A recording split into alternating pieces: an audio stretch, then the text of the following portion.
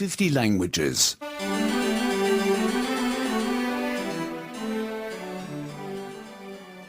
4. 4. 4. At school. Okulda. Okulda. Where are we? Neredeyiz? Neredeyiz? We are at school. Okuldayız. Okuldayız. We are having class. Dersimiz var. Dersimiz var. Those are the school children. Bunlar öğrencidir. Bunlar öğrencidir. That is the teacher.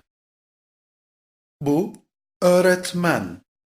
Bu öğretmen. That is the class. Bu sınıf. Bu sınıf. What are we doing? Ne yapıyoruz? Ne yapıyoruz? We are learning. Öğreniyoruz. Öğreniyoruz. We are learning a language.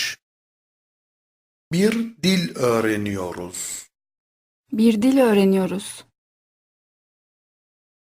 I learn English. Ben İngilizce öğreniyorum.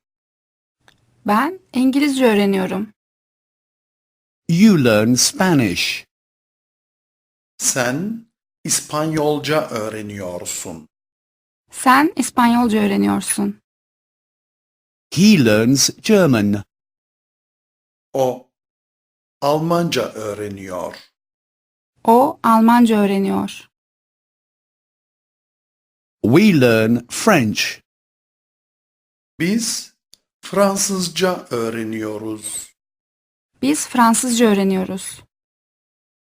You all learn Italian.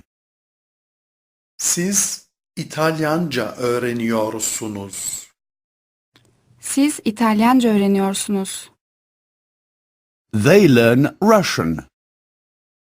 Onlar Rusça öğreniyorlar. Onlar Rusça öğreniyorlar. Learning languages is interesting.